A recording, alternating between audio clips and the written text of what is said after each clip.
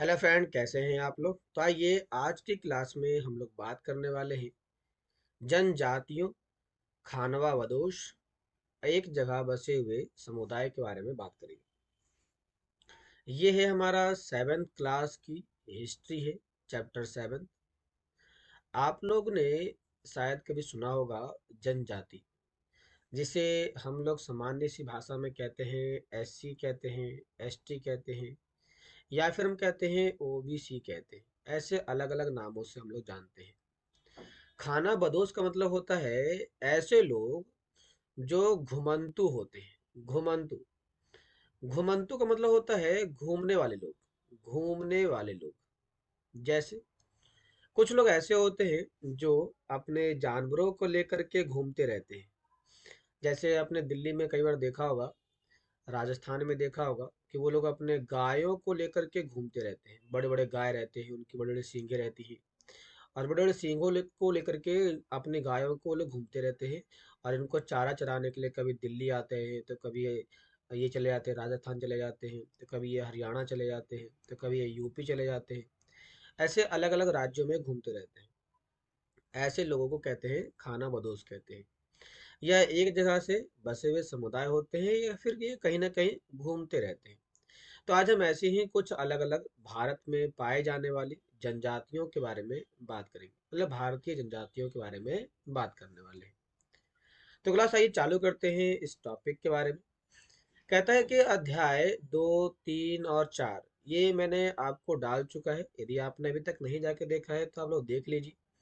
मैं आपको इन सभी के लिंक जो है वो नीचे डिस्क्रिप्शन में दे दूंगा, आप लोग उसके सारे वीडियो देख सकते हैं।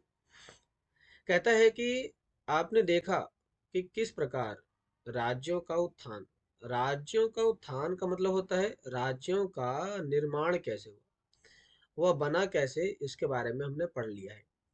और उसका पतन कैसे हुआ। इस पाठ्य पाठक सॉरी उठा पठक, उठा पठक के बीच ही कलाओं, पता है कला क्या होती है। हम जो चीज नई नई चीजों को रचते हैं, बनाते हैं, वही कला होती है। दस्तकारी, दस्तकारी का मतलब होता है हाथों से बनाई गई चीजें। उत्पादक, जो हम लोग उत्पादन करते हैं, जैसे खेती में उत्पादन करते हैं। इन गतिविधियों की एक नई किस्में शहरों और गांव में फल फूल रही थी। मतलब ये हुआ कि अब हमारे पास, मतलब कि देखा जाए तो राज्यों के अंदर दो प्रकार की चीजें उत्पन्न हुई। पहला तो गांव उत्पन्न हुआ, और दूसरा शहर उत्पन्न हुआ। गांव की बात करते हैं, शहर की बात करते हैं, तो इन दोनों ही जगहों पर कुछ चीजों का विकास हुआ। जैसे पहला विकास हुआ कला का विकास हुआ, दूसरा दस्तकारी का विकास हुआ। इसके साथ साथ यहाँ पर उत्पादक का विकास हुआ। तो इन तीनों चीजों का विकास गांव में भी हुआ और शहर में भी हुआ। यहाँ पे कहता है कि लंबे अंतराल में कई महत्वपूर्ण राजनीतिक, सामाजिक और आर्थिक परिवर्तन हुए। मतलब शहरों के अंदर और गांवों के अंदर हमें कुछ बदलाव देखने को मिलते हैं या परिवर्तन देखने को मिलते हैं। कौन कौन से परिवर्तन। पहला परिवर्तन आपको मिलता है राजनीतिक मिलता है, दूसरा सामाजिक, और तीसरा आर्थिक परिवर्तन मिलते हैं। लेकिन सामाजिक परिवर्तन हर जगह एक समान नहीं होते। मतलब ये हुआ कि यदि आप बिहार में रहते हो तो बिहार का समाज अलग होगा। यदि आप उत्तर प्रदेश में रहते हो, यूपी में रहते हो, तो यहाँ का समाज अलग होगा। यदि आप हरियाणा में रहते हो तो यहाँ का अलग होगा, पंजाब में रहते हो तो यहाँ का अलग होगा। मतलब ये हुआ कि जो समाज है वह समाज हर राज्य के लिए अलग अलग होगा।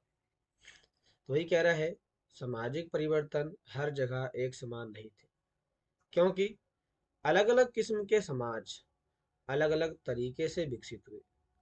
बिहार में जो लोगों का विकास हुआ वह उनकी परिस्थितियों के अनुसार हुआ। जो यूपी में विकास हुआ वह उनकी परिस्थितियों के अनुसार हुआ। जो हरियाणा में विकास हुआ वह उनकी परिस्थितियों के अनुसार हुआ। जो पंजाब में हुआ वह उनकी परिस्थितियों के अनुसार हुआ। तो कहीं ना कहीं समाज का विकास एक समाज की परिस्थिति के आधार पर होता है। और जब परिस्थितियां बदलती है तो समाज के व्यवहार में भी बदलाव आते हैं। इसीलिए हर एक समाज एक दूसरे से अलग अलग होता है। ऐसा कैसे और क्यों हुआ, ये समझना बहुत ही महत्वपूर्ण है। इस उपमहाद्वीप के कई बड़े हिस्से में समाज वर्ण के नियम अनुसार पहले से ही विभाजित था। ब्राह्मणों द्वारा सुझाए गए नियम बड़े राज्य के राजाओं द्वारा स्वीकार किए गए थे। इससे ऊंचा और नीचा तथा अमीर और गरीब के बीच का फासला बढ़ा। जब लोग समाज के अंदर लोग वर्ण के आधार पर बटे हुए हो। वर्ण का मतलब होता है यहाँ पर रंग के आधार पर बटे हुए हो। जैसे कोई काला है, कोई गोरा है, कोई नाटा है, कोई मोटा है, कोई पतला है, कोई लंबा है, ऐसी चीजों पे बटा रहता है। तो समाज में गरीबी और अमीरी, इन दोनों के बीच का जो अंतर होता है वो बढ़ जाता है। अब लोगों को लगता है कि इसके पास ज़्यादा पैसा है तो आगे बढ़ेगा, कम पैसा है तो नीचे जाएगा। इस प्रकार की चीज़ें समाज को अलग अलग कर देती है। दिल्ली के सुल्तानों और मुगलों के काल में श्रेणीबद्ध समाज ज़्यादा जटिल हो गया। श्रेणीबद्ध का मतलब होता है जो एक दूसरे के काम के आधार पर डिसाइड होता हो, ये और भी ज़्यादा जटिल हो गया। अब आइए बात करते हैं। ये तो इस टॉपिक के हमें एक प्रकार से भूमिका के बारे में हमने पढ़ लिया कि इस चैप्टर में क्या क्या भूमिका है, कैसे बदल रही है, ऐसी चीज़ों के बारे में पढ़ लिया। अब आइए बात करते हैं बड़े शहरों से परे। मतलब अब हम बड़े शहरों से जाते हैं, गांव की ओर जाते हैं। जब हम गांव की ओर, पहाड़ी क्षेत्रों की ओर जाएंगे, तो पहाड़ियों की ओर यदि जाते हैं तो वहाँ पर जनजातीय समाज देखने को मिलेगी। तो अब आज हम इसी जनजातीय समाज के बारे में बात करेंगे। कहता है अलबत्ता। अलबत्ता का मतलब होता है इसी प्रकार से दूसरे तरह के समाज भी उस समय मौजूद थे। उपमहाद्वीप के कई समाज ब्राह्मणों के द्वारा सुझाए गए सामाजिक नियमों और कर्म कांडों को नहीं मानते थे, और ना ही वे कई असमान वर्गों में विभाजित थे। हालांकि वो अलग अलग वर्ग में विभाजित थे, ऐसी उनकी अलग अलग विचारधाराएं थी। अक्सर ऐसे समाज को जनजातीय कहा जाता है। किस आधार पर? तो कहता है कि कई समाज ब्राह्मणों के द्वारा सुझाए गए सामाजिक नियमों और कर्मकांडों को नहीं मानते थे। मतलब अब ये हमारे पास समाज है। इस समाज में जो लोग होते हैं, ये लोग ना तो ब्राह्मण पद्धति को मानते हैं, ना ही ये सामाजिक नियमों को मानते हैं,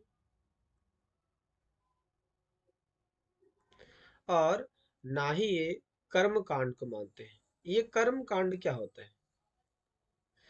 कर्म कांड का मतलब होता है शादी विवाह हो गया,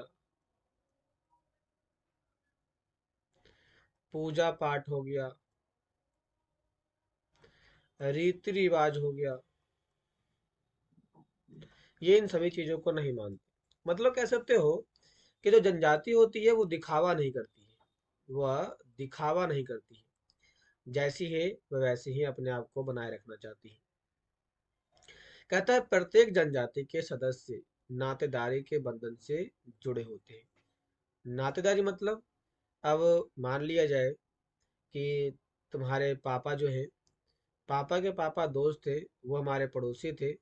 तो पड़ोसी का जो पापा होगा, पड़ोसी का जो बड़ा आदमी होगा, वो भी कहीं ना कहीं इसका दोस्त होगा। तो कहीं ना कहीं ये नातेदारी पे चलता है।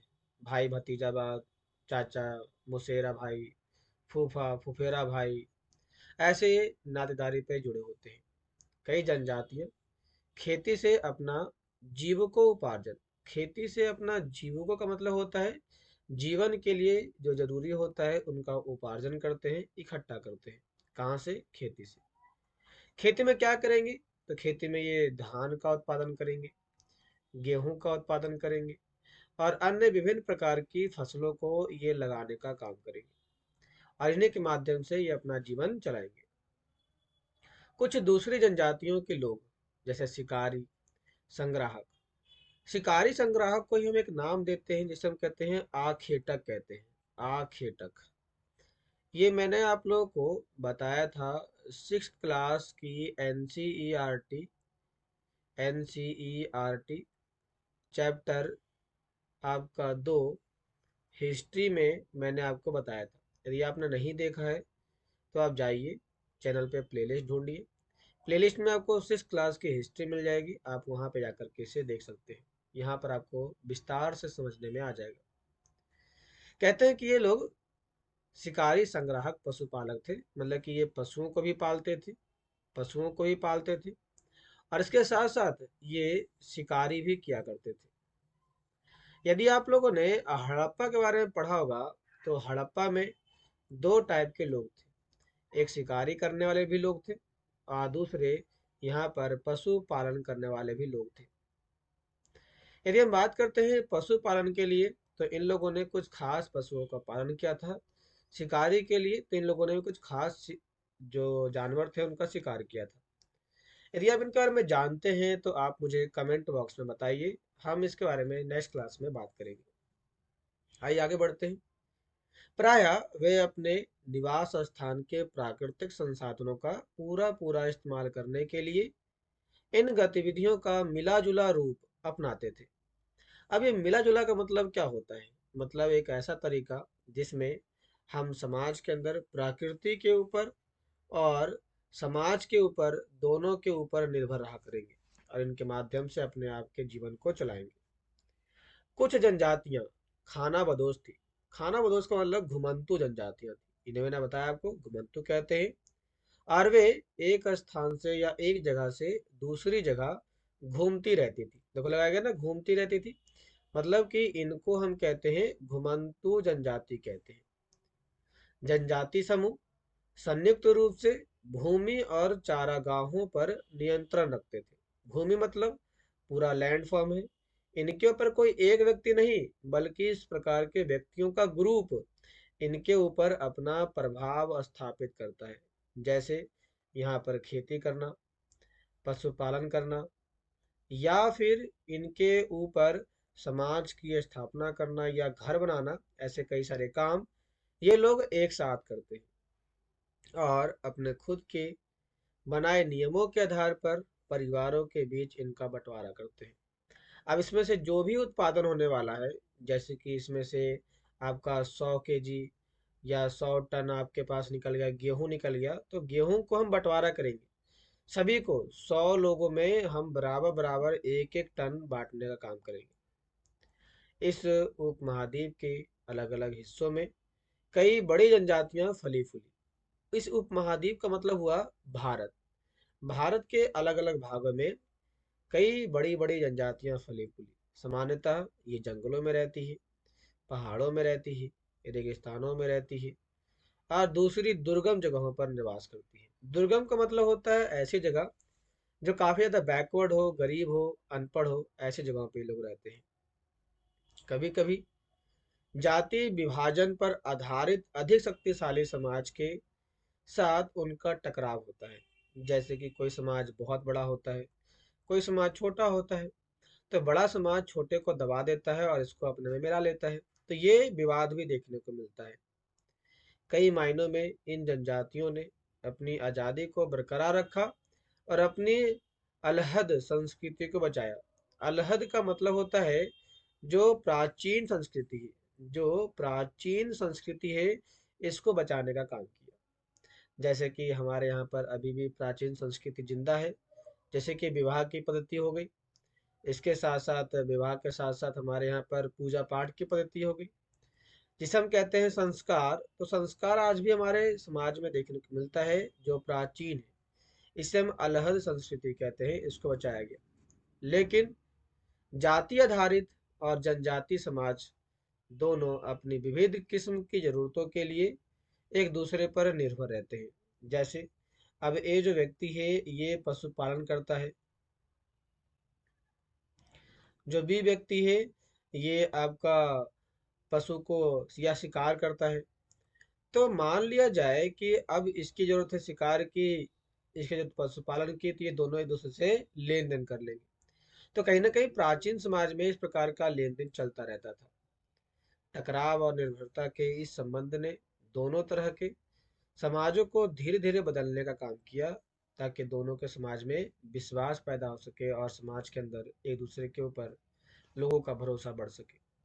तो आज की क्लास में हमने भारत के अलग अलग क्षेत्रों में, जैसे कि बड़े शहरों से परे क्षेत्र में जनजाति किस प्रकार से होते हैं, जनजाति खानाबदोश और एक जगह से बसे हुए समुदाय की परिभाषा के बारे में आज हमने विस्तार से जानने का काम किया।